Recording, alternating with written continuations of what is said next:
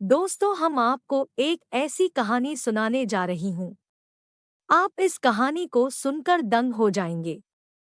दोस्तों, यह वीडियो आपको अच्छा लगे तो हमारे चैनल को सब्सक्राइब और लाइक शेयर जरूर करना। धन्यवाद। मेरा नाम काजल है। मैं एक छोटे से टाउन में रहती हूँ। मेरी उम्र 26 वर्ष है।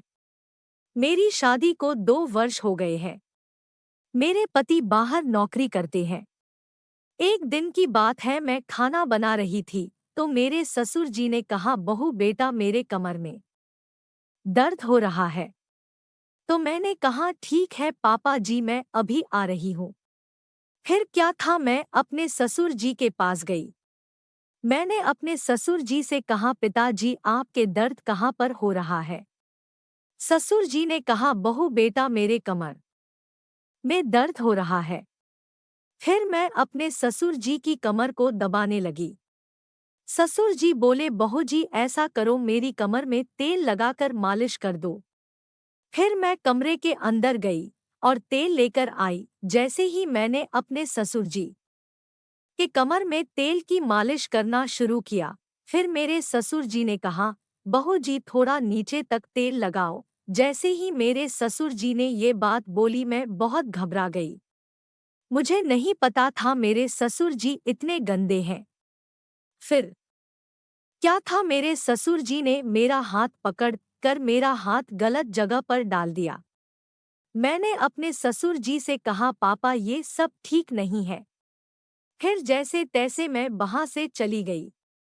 अगले दिन मैं बाथरूम में नहा रही थी। तभी मेरे ससुर जी बाथरूम के पास आए और मुझे गेट के पास थोड़ी जगह थी वहां से देख रहे थे।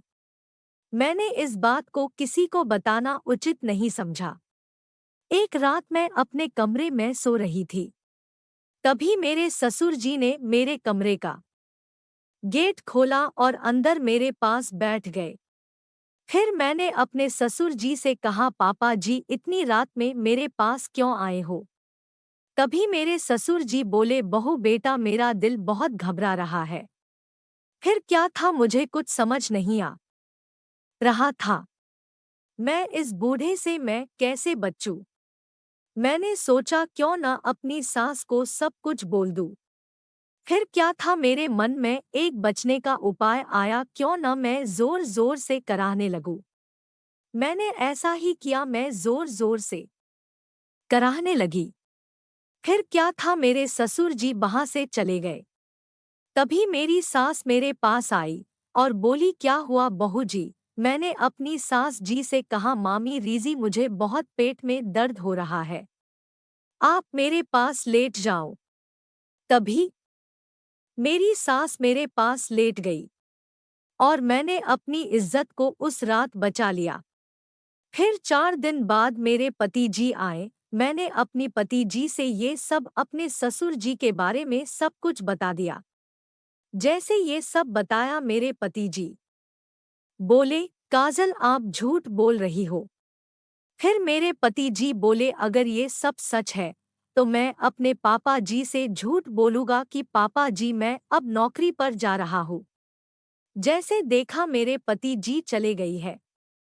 फिर मेरे ससुर जी आए और मेरा हाथ पकड़ लिया था। फिर क्या था, मेरे पति जी दरवाजे से देख रहे थे। फिर मेरे पति जी आए और अपने पिताजी से कहा, पापा जी ये सब गलत है, आपकी ये लड़की के समान है, आपको ये सब नहीं करना चाहिए।